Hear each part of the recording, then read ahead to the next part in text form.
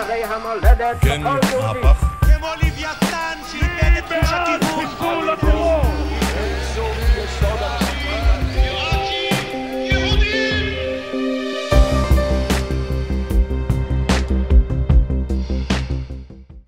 שלום מיכה. שלום אפרת. אנחנו סיימנו זה עתה להקליט 20 פרקים בפודקאסט החדש שלנו, מפלגת המחשבות. זה פודקאסט שבעצם הטענה המרכזית שלו זה שבשביל להבין את מה שקורה כאן בפוליטיקה הישראלית, צריך להבין לא את הכוח, לא את המזימות, לא את התככים, לא את האינטרסים, אלא את הרעיונות, את האידיאולוגיות שמשחקות על המגרש הפוליטי. נכון, נכון. אני חושב שאנחנו, רבים מאיתנו, סובלים מהערכת חסר של רעיונות. אנחנו לא מבינים שלרעיונות יש כוח, והם הכוחות הבלתי נראים שמעצבים את ההיסטוריה ואת הפוליטיקה, נכון. גם בישראל. אז בשביל זה אנחנו פה. אנחנו פה בשביל לתת איזשהו זום אין על איזשהו רגע בתוך עולם הרעיונות הזה. וזה רגע, הרגע הזה שנדבר עליו היום הוא רגע סופר חשוב. נכון, הוא הרגע שהפסקנו לדבר על רעיונות. בעצם, כי אנחנו דיברנו באחת השיחות הקודמות שלנו על זה שהמציאות הנוכחית בפוליטיקה הישראלית היא מאוד מאוד מוזרה. זה רגע שבו אנחנו בשיא הכיתוב, בשיא השנאה, בשיא חוסר ההסכמה שאני זוכרת בכמה עשורים שאני חיה, ובכל זאת אנחנו בעצם כנראה ברגע שבו אנחנו מסכימים על רוב הדברים. נכון, זה מדהים. אז איך זה יכול להיות שהרגע שבו האידיאולוגיות הגדולות ירדו מהבמה ואנחנו בעצם מסכימים על המון דברים, הוא הרגע שבו אנחנו שונאים אחד את השני הכי הרבה? נכון. זה בגלל הדבר שמניע את הפוליטיקה נכון. היום. הפרדוקס של הרגע הזה בפוליטיקה הישראלית, ואני מתנצל לפני כל מי שכבר שמע אותנו אומרים את זה, זה שהרגע שבו ישראלים מסכימים יותר משאי פעם הסכימו בעבר. זה משהו שהרבה לא יודעים. הם לא יודעים, כי הסתירו את זה מאיתנו, הסוד השמור ביותר בפוליטיקה הישראלית, שרוב הישראלים מסכימים על רוב הנושאים. והסיבה היא, דעיכת האידיאולוגיות הגדולות, הביאה לדעיכת המחלוקות האידיאולוגיות הגדולות. ודווקא בתקופה שבה המחלוקת דעכה, השנאה לא דעכה, היא רק התגברה. זה הרגע הזה, אנחנו שונאים דווקא בתקופה שבה אנחנו מסכימים. אז נוצר כאן בעצם כאילו, זה רגע שבו יש וקום. אין התנגשות אידיאולוגית, אין מחלוקת פוליטית, אבל יש שנאה פוליטית. אז על מה היא? והטרנספורמציה של הסיפור, שעברנו מפוליטיקה של התנגשות אידיאולוגית, לפוליטיקה של התנגשות זהותית, שבטית, מגזרית. עברנו מפוליטיקה של אידיאולוגיות, לפוליטיקה של זהויות. זאת אומרת, אנחנו לא שונאים אחד את השני בגלל מה שאתה חושב, אלא בגלל מי שאתה. כן. בגלל השבט שאתה משתייך אליו. נכון. מספיק שאני אגיד עליך שאתה שמאלני, בשביל שאני אשנא אותך, או ימני. נכון. אבל אם נחקור רגע מה דעתנו על עתיד השטחים, יכול להיות שאנחנו כמעט בטוח מסכימים. המהלך הזה הוא לא מהלך ישראלי בלבד, זה מהלך שקורה בכל העולם. פוליטיקה של זהויות זה להמציא מחדש מה זה פוליטיקה. אנחנו רגילים, פוליטיקה מסורתית היא פוליטיקה שעוסקת במדיניות. פוליטיקה זה הזירה שבה אזרחים נפגשים בשביל לעשות שיתופי פעולה, בשביל לפתור בעיות. זה כמעט ההגדרה של פוליטיקה. נכון. אנחנו באים כל אחד בא עם הרעיונות שלו, ואנחנו מתפשרים, ואנחנו אוספים כוח ביחד כדי לפתור בעיות. פוליטיקה של זהויות מבינה פוליטיקה אחרת. פוליטיקה זאת לא הזירה שבה אנחנו באים להיפגש כדי לפתור בעיות, זאת הזירה שבה אנחנו מצהירים על הזהויות שלנו. ומביעים מחאה על דברים. נכון. מה אנחנו עושים כשהולכים לקלפי? אז הפוליטיקה הקלאסית, אנחנו מצביעים בעד המועמד או המועמדת שאנחנו מזדהים עם הרעיונות שלו, עם המדיניות שהוא רוצה להוביל. נניח אני בעד, לא יודע, מיסוי גבוה יותר. לגליזציה של סמים קלים. אוקיי, אז אני מצביע בעד מי שבעד לגליזציה. נכון. אוקיי, פוליטיקה של זהויות זה משהו אחר. אני לא מצביע בעד המועמד שמקדם את המדיניות שאני מאמין בה. אני מצביע בעד השבט שלי. אני מאחורי הפרגוד, אני מכריז על הזהות שלי. זה פוליטיקה, וזה פוליטיקה אחרת. דרך אגב, השמאל באמריקה, השמאל היותר קיצוני באמריקה, הוא זה שמביא את הפוליטיקה הזו למרכז. הפרדוקס הוא שבישראל פוליטיקה של זהויות זה בעיקר תרגיל של הימין. אז בעצם המהלך שאתה אומר פה זה שבשביל להבין את העלייה של הפוליטיקה של זהויות, צריך להבין את האסטרטגיה של הימין, ובאופן יותר ספציפי, של מי שמוביל את הימין בשנים האחרונות. כן, כן. אז אני ויש הרבה שיחות על זה, שנתניהו הוא הפוליטיקאי הכי מוצלח בתולדות ישראל. זו אמירה שאפשר להגיד אותה כאן. הפוליטיקאי הכי מוצלח. כמעט הכל קנה מידה. אומרת, קודם כל, ביכולת שלו לאסוף כוח ולמשול לאורך זמן, הוא עקף את כולם, כולל את האב המייסד, כולל את דוד בן גוריון. כן, כמעט לא משנה מה אתה חושב עליו. נכון. אבל... עכשיו, ולכן, ההצלחה של נתניהו היא חלון שדרכו אפשר להבין משהו מאוד עמוק באשר לישראליות שלנו. אני רוצה עכשיו לנסות לא להתבונן בנתניהו, אלא לראות בנתניהו חלון, ולהתבונן דרך נתניהו. דרך ההצלחה של נתניהו, בסוד של פוליטיקת הזהויות הישראלית. ויש לי פה טענה. עד 2017, קואליציית נתניהו כללה בתוכה כמה מרכיבים שאין ביניהם שום קשר. קודם כל, עד 2017, בעולם דוברי הרוסית, נתניהו היה טיפוס מאוד מוערך. זה כמובן משיכת מכחול גדולה, לא כולם. כל מה שאני אגיד עכשיו זה הכללה, אוקיי? בעולם החרדי, נתניהו הוא דמות נערצת. שוב, זה הכללה, לא כולם, אבל בפרקים שעשינו על החרדים, למדנו שיש משבר מנהיגותי בעולם החרדי. אולי נתניהו הוא גדול הדור האמיתי שהחליף את גדולי הדור שנפטרו. גדול דור חילוני, כן. אולי אתאיסט, בוודאי לא שומר מצוות, הוא הדמות הכי נערצת בקהילה החרדית בישראל, יותר מהרבנים שלהם, כן. תראי, זה קטע, באריה דרעי, כשהוא פרסם את ש"ס, אז הרבה שנים הוא עשה מאחוריו הרב עובדיה. במערכות הבחירות האחרונות היה שם גם הרב עובדיה, אבל היה שם עוד מישהו. נכון. כן. היה שם את נתניהו, כאילו ניסיון לומר, אם אתם אוהבים את ביבי. אתם מקבלים שניים במחיר אחד, זה מה שאומר, תצביעו לי, תקבלו גם את נתניהו. אז הקהילה החרדית מאוד אוהדת את נתניהו. הרבה שנים בקהילה דוברת הרוסית מאוד אוהדו את נתניהו. ציונות הדתית, כמובן משיכת מכחול גדולה, מעריצים את נתניהו. בעולם המסורתי, מזרחי, גם על העולם הזה עשינו 2 פרקים. נכון. מעריצים את נתניהו. שואל, וואו, זה קואליציה נתניהו. מזרחים, דתיים, חרדים, רוסים. קואליציה מוזרה. כי מה הדבק שמדביק את כל הקבוצות הללו אחת לשנייה? ואיך הם רואים בנתניהו את הנציג שלהם? תראי, עכשיו למדתי פעם, יש פוליטיקאי בכיר ישראלי שפעם סיפר לי סוד. הוא אמר לי שהוא עבד עם ארתור פינקלשטיין. זוכרת את ארתור פינקלשטיין? כן, היועץ הנערץ. נכון, הגאון, המאסטר, כן. אז ארתור פינקלשטיין הוא מאוד טוב בלחזות בעד מי תצביעי. אז הוא מחלק שאלונים, והוא אומר, הנה שאלה שלא מנבט בעד מי את תצביעי או מישהו יצביע. השאלה עד כמה המדיניות שהמועמד דוגל בה, תואמת, דומה למדיניות שאת מאמינה בה. וואלה. כן? זאת לא שאלה... לא רלוונטי. כן. מה השאלה הרלוונטית שמנבט למי תצביעי? Is he someone like you? האם הוא המועמד או מישהו כמוך? כי אומר ארתור פינקלשטיין, אנשים הולכים מאחורי הפרגוד ומצביעים למישהו שהוא כמוהם. נכון, לעצמם. עכשיו נורא מעניין, האם רוסים, חרדים, ציונים דתיים ומזרחים, הם מסתכלים על נתניהו ורואים, הוא משלנו. ממש עכשיו, לא. הוא דומה למישהו מהם? לא. כאילו, בכל מובן, האם הוא דומה למזרחיים, מהפריפריה. כן, כאילו בן של אקדמיים, מרחביה, בית אשכנזי. לא דומה להם. לרוסים, חרדים, מה אנחנו מדברים כאן? ציונות הדתית המשיחית, כאילו, הוא לא דומה למצביעים שלו, ועם זאת, מצביעים שלו מרגישים, אנחנו מצביעים, לא, אנחנו מצביעים לנו. אז יש הרבה ניסיונות לפענח את החידה הזאת. יש את הניסיון של אבישי בן חיים, ישראל הראשונה, ישראל השנייה.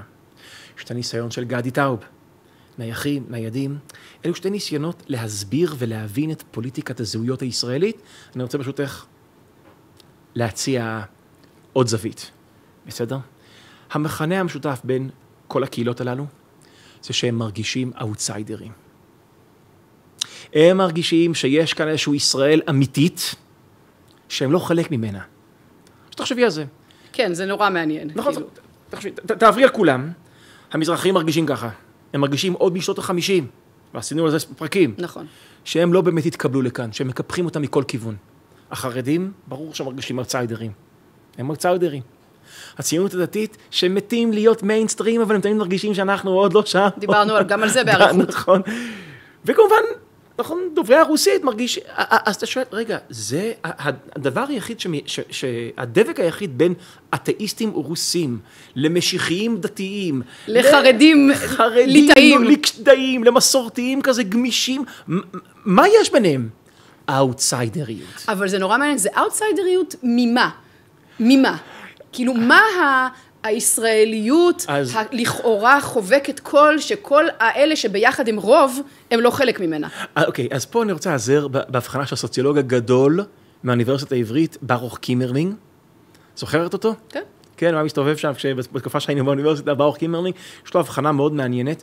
הוא קורא לה קבוצה שכולם מרגישים שהם האינסיידרים, ולעומתם, הוא קורא להם החוסלים. שזה תרגום לעברית לביטוי אמריקאי של הוואספ, נכון? עכשיו, מה זה וואספ? עכשיו, זה נורא מעניין. כאילו, מה זה הוואספ? White, Anglo-Saxon Protestant. שזה במילים אחרות, איך ש... הגבר הישראלי האשכנזי הלבן. זה התרגום המקומי של זה. נכון. אבל רגע מצא להסביר, יש הברקה ברעיון שיש וואספ, אז זה קבוצה שיש לה מונופול על ייצוג האמריקאיות. כן? זאת אומרת, זה הסתם אמריקאי. זה הקבוצה שאין עליה בדיחות. כי יש בדיחות על אפריקאים אמריקאים, על אירים אמריקאים, על יהודים אמריקאים. אבל הם בדיחות, יש בדיחה על אמריקאי. יודעת איך זה נשמע? אמריקאי אחד עולה לאוטובוס, האמריקאי הזה, אף אחד לא מדמיין אותו כשום דבר חוץ וואספ. גבר לבן. נכון, הוא וואספ. פרוטסטנטי. הסתם אמריקאי, אלו שהם, יש להם מעין מונופול משום מה על ייצוג האמריקאי, זה הוואספ. גם לישראל יש קבוצה שיש לה, לפחות הרבה שנים, תחושה חזקה, שיש לה מונופול על ייצוג הישראליות. וזו הקבוצה הזאת, זו הקבוצה, אגב, אז קימרלינג פירק את זה, זה כל כך אנכרוניסטי, הראשי תיבות כאן. א' זה... אשכנזי. אשכנזי, כן, אירופאי, אם אתה רוצה יותר... חילוני. ו' ותיק, הוא לא הרגע ירד מהאונייה, הוא לא הרגע ירד. אי אפשר להגיד מקומי, כי אף אחד כמעט לא היה מקומי, זאת אומרת, כולם עולים חדשים, אבל הוא ותיק. נכון, הוא ירד מהאונייה לפני שעה, נכון? אתה יודע, יש את המערכון הזה של לול, איפה הייתם ב-48, ב-57? נכון. למד, זה קצת אנכרוניסטי. פעם בשנות ה-70 זה היה לאומי. היום נדמה לי צריך לתרגם ליברלי, אוקיי? אחוז הסמך. הסמך, זה הסוציאליסט פעם. כן. אוקיי. אנחנו יודעים מה הכוונה, היורשים, הם מאוד קפיטליסטים רובם, אבל אוקיי. במילים אחרות אפשר להגיד מפאי. מפאי. להחליף את החוסל במפאי. אם מישהו בא לעשות סרט על ישראלים, והוא יעשה סרט על דוברי רוסית, זה סרט על רוסים. אם יש סרט במאה שערים, זה סרט על חרדים. אם הוא סרט על החוסלים, אז מה זה? ישראלי, סרט ישראלי. לא, אני מנסה להעביר לעצמי בראש את כל הסרטים הישראלים, אתה יודע, כל אלה שמקרינים אותם ביום העצמאות בלילה, אחרי שנגמרים כל הזה, זה הלהקה, וזה... אגב, מוזיקה. מוזיקה דתית, זה מוזיקה דתית, מוזיקה מזרחית, זה מוזיקה מזרחית, מוזיקה החוסלית, מה זה? מוזיקה ישראלית. עכשיו, קימרלינג אומר, אבל הם לא רוב. אז מה הם? אז יש הבחנה מדהימה לקימרלינג. הם הרוב המדומה של החברה הישראלית. כולם מרגישים שהם מיעוטים לעומתה. זה קו השבר אפרת. בין אינסיידרס לאוטסיידרס, לאלו שהם היורשים הרשמיים של האבות המייסדים, לאלו שמתים... לא, אתה אומר, אפילו אם הם כבר לא הרוב, זאת אומרת, אי אפשר להתווכח עם זה שפעם הם כן היו רוב. זה הבחנה מדהימה של קימרלינג. רוב. רוב מדומה. יש תחושה שהם הרוב, שהם הישראל האמיתית, ואנחנו האם נצליח להתקבל או לא? כשאני מדברת עם אנשים מאוד מאוד עמוק בימין ובזה, מדברים על מפאי, כאילו... איפה מפאי? מפלגת העבודה חגגה 7 מנדטים, היו מסיבות רחוב סוערות על 7 מנדטים. אבל עדיין תחושה חזקה, היא שם והיא בעוצמה. אז נתניהו, כשהם מצביעים לנתניהו, הם מרגישים שמצביעים לעצמם, כי נתניהו משדר אאוטסיידריות. אוקיי, אז את זה צריך לפרק. כי איך, אז בוא תסביר לי בבקשה, איך הגבר האחוסל הזה, כמעט אחוסל, בלי הסמך, בסדר? אבל הוא אשכנזי, הוא חילוני, הוא ותיק, אז אני אתן לך שתי הסברים. הוא אנגלו-סקסי, הוא כאילו שילוב של אחוסל ווואספ. איך הוא הפך להיות הקואליציה של כל האאוטסיידרים? איך מנהיג האאוטסיידרים, שמשדר האאוטסיידריות, זה דווקא נתניהו. נכון, זה לא אינטואיטיבי. אז קודם כל, יש שתי הסברים, הסבר פשוט, זה שאכן הוא כל הזמן הותקף ומותקף מהכיוון של המפאיניקים לשעבר. אז אם תחשבי על זה, מה ביבי עושה? מה האלכימיה הפוליטית שביבי תמיד עשה? כל הקמפיין נגדו הוא הקמפיין שממליך אותו. מבינה? תוקפים אותו, ואז הוא פונה לכל האאוטסיידרים ואומרים... אתם רואים? אתם רואים? כן. אני משלכם. והם, כן. עכשיו זה אוקיי. מדהים. כן. יש לי חבר שמאוד לא אוהב את ביבי. מאוד לא. אז פעם אחת שאלתי, למי הצבעת? אמר לי, לביבי. סורי, למה? אמר, screw them, that's why. כן, יש איזה them באמריקאי, כן, כאילו, תחושה של כאילו ברית האוטסיידרים. אז זה הפשט, הפעולה נגד ביבי היא הפעולה בעד ביבי. אז זה, אבל יש כאן לא רק יש כאן הרבה עורמה פוליטית, אבל יש כאן גם כן עומק פסיכולוגי בלתי רגיל. תמיד מנסים לפרש את ביבי דרך היחסים שלו עם אשתו. אבל נדמה לי שאם רוצים להבין את ביבי באמת, צריך להבין את היחסים שלו עם אבא שלו ועם אח שלו, עם יוני. אז אבא של נתניהו, בן ציון נתניהו, היה דמות מאוד חשובה בעולם הרוויזיוניסטי. הוא היה העורך של העיתון הירדן. הוא היה עורך של הירדן. הוא היה מזכיר האישי. מזכיר של ז'בוטינסקי. והוא אינטלקטואל ענק, חוקר גדול, אקדמאי גדול, מהעורכים של האוניברסיטה, של האנציקלופדיה העברית. היסטוריון, ניסה לקבל משרה באוניברסיטה העברית, דחו אותו, אני לא יודע למה דחו אותו, אבל בנרטיב שלו, למה דחו אותו? כי הוא ימני. כי הוא רוויזיוניסט, כי הוא ימני, השמאלנים לא קיבלו אותנו. הוא ארז את החפצים שלו ועזב את הארץ, אפרת. תחשבי איזו תגובת יתר. ההצהרה הזאת של בוא נהרוס את המזוודות הייתה שייכת לצד אחר של המפה הפוליטית בתקופה אחרת. הוא עזב את הארץ. עכשיו תחשבי מה זה אומר, כמה הוא נפגע, כמה הוא הרגיש דחוי, כמה הוא הרגיש מנודה, לא חלק מהסיפור כאן. הציוני האולטימטיבי, בן ציון נתניהו, יורד מהארץ, עוזב את הארץ, והולך ומקבל משרה שם באפסטייט ניו יורק, קורנל. בקורנל, נכון, בקורנל, מקומות מדהימים שם, לא יודע אם היית שם פעם, באפסטייט ניו יורק. זה לא, בלי להעליב אף אחד, זה לא המסדרונות של האוניברסיטה העברית, כאילו מסדרונות האבן הצרים האלה של האוניברסיטה העברית. נכון, אתה אומר את השדרוג הוא קיבל. כן, שדרוג. אבל הוא לא הרגיש ככה. כן, אז הם בקורנל שם, שתחשבי, מה ביבי הצעיר, מה הוא נושם אל תוך מחזור הדם שלו כילד? את האוטסיידריות של אבא שלו. את זה שדחו אותו, על זה שהם בגלות כשיש מדינת ישראל. כי במדינת ישראל יושבים השמאל, מפאיניקים. עכשיו את יודעת, זה קצת פסיכולוגיה בגרוש, אבל לדעתי זה פשוט אמת. מה שאנשים חווים בילדות שלהם, יישאר אצלם כל החיים שלהם. ביבי, גם כשהוא ראש ממשלה, ויש לו עיתון משלו, הוא עדיין האוטסיידר. ולכן נדמה לי שחלק מהכוח של ביבי, שביבי יוצר את ברית האוטסיידרים, יש פה עורמה, ויש פה מניפולציה, ויש פה תחכום פוליטי. אבל יש פה גם משהו אמיתי. אבל זה עובד כי זה אותנטי, כי הוא משדר האוטסיידריות. אי אפשר לזייף את זה. מבפנים. אבל זה לא מספיק. אנחנו רוצים להשלים את התמונה ששמה נתניהו, אז צריך להבין שנתניהו הוא לא רק הבן של האבא שלו, הוא גם האח של האח שלו, של יוני. האם יש סמל כל ישראלי יותר מיוני נתניהו? נכון. אין לך יותר... כאילו, אתה יודע, אני גדלתי בארצות הברית, כשרוצים להקרין סרט על ישראל, סרט ישראלי, היו מקרינים את מבצע אנטבה. הדמות של יוני נתניהו במבצע אנטבה זה מסעת הנפש של כל, לא רק ילד ישראלי, ילד יהודי בעולם. הוא הפוסטר בוי. לגמרי. של ישראל היפה והטובה. יפה, הבלורית והתואר. האינסיידר האולטימטיבי זה ביבי. בין האח לבין האב, בין האינסיידר האולטימטיבי לבין האוטסיידר האולטימטיבי, וזה גם באופן מאוד עמוק, זה מטאפורה לכל הסיפור של ביבי. מה זה ביבי? ביבי הוא באמת, יש לו את הביטחון העצמי של אינסיידר, וכריזמה של אוטסיידר. עכשיו, לאוטסיידרים יש בעיה שאתם כריזמה, כי יש להם את הנגד המערכת, אבל רגשי נחיתות שמונעים מהם באמת להנהיג. ולאינסיידרים יש ביטחון עצמי, אבל אין את הכריזמה. לביבי יש את... לא, וגם יש להם נקודות עיוורון, נכון. שלא מראות להם את החוויה של מי שנמצא בשוליים. אני פעם חשבתי, אם אני אכתוב מסה על ביבי, אז זה יתחיל ב-76, נתניהו... זאת המסה שלך על ביבי. הנה, זה המסה, זה המסה. תחשבי את הסצנה הבאה. Go for it. הסצנה שאני חושב מספרת מטאפורית את כל הסיפור של ביבי. מקבלת, הוא ב-MIT, הוא בבוסטון. הוא מקבל טלפון מהארץ. אנטבה, יוני הלך. מי צריך להודיע לאבא ואמא, לצילה ובן ציון? ביבי, תחשבי מה זה. הם נמצאים באפסטייט ניו יורק. כמה זמן נסיעה זה מבוסטון? כמה שעות? 6-7 שעות, נדמה לי. הוא הגדיר את זה, הוא תיאר את זה באיזושהי הזדמנות, כנסיעה ארוכה בחייו. תחשבי על הנסיעה הזאת. לביבי אין אח, אבל ההורים שלו עדיין יש בן.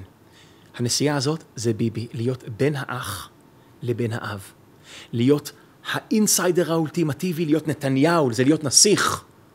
להיות האוטסיידר נתניהו, זה בן ציון נתניהו. להיות מנודל, להיות נרדף. הנה זה ביבי, הכריזמה של האוטסיידר, הביטחון העצמי של האינסיידר. הרבה דברים דחפו אותו לפוזיציה, שהוא המנהיג של קואליציית האוטסיידרים. הביוגרפיה הייחודית של ביבי תואמת כמו כפפה ליד, להיות לתפקיד של המלכד של קואליציית האוטסיידרים. נדמה לי אפרת, אני יודע שיש את התיאוריה של ניידים ונייחים, ויש דרך לפרק את ישראל הראשונה וישראל השנייה. אני רוצה לשים לשולחן. ובפרק שאנחנו הקלטנו על זה, אנחנו גם פירקנו את התיאוריות האלה, וראינו למה הם לא לגמרי עושות את העבודה. אני חושב שאינסיידרים, אוטסיידרים, ביבי הוא האינסיידר האוטסיידר. ביבי הביטחון העצמי, ואולי, ולכן, כשאנחנו חושבים על תולדות המחלוקת הפוליטית הישראלית, דור א', קפיטליזם, סוציאליזם, עד שנות ה-60. דור ב', שטחים ושלום. דור ג', מה אתה חושב על ביבי? עברנו מפוליטיקה אידיאולוגית לפוליטיקה פרסונלית, אבל היא עמוקה, התפנית הזאת. כן, זאת אומרת, אתה בעצם אומר, הדור השלישי הוא לא ביבי, לא ביבי, הוא אינסיידרים, אאוטסיידרים. בדיוק. במילים אחרות, המעבר מלדבר על אידיאולוגיות, לדבר על ביבי, זה נשמע כאילו שזה מאוד רדוד, אבל זה מסתיר משהו מאוד עמוק. זה מעבר מפוליטיקה של אידיאולוגיות לפוליטיקה של זהויות, והאופן שבו ישראל עושה פוליטיקה של זהויות, זה אינסיידרים, אאוטסיידרים, כשהפרדוקס המעניין, שהמנהיג של האאוטסיידרים הוא האינסיידר, האאוטסיידר, בשתי המובנים הללו, האולטימטיבי, ביבי נתניהו. תודה רבה.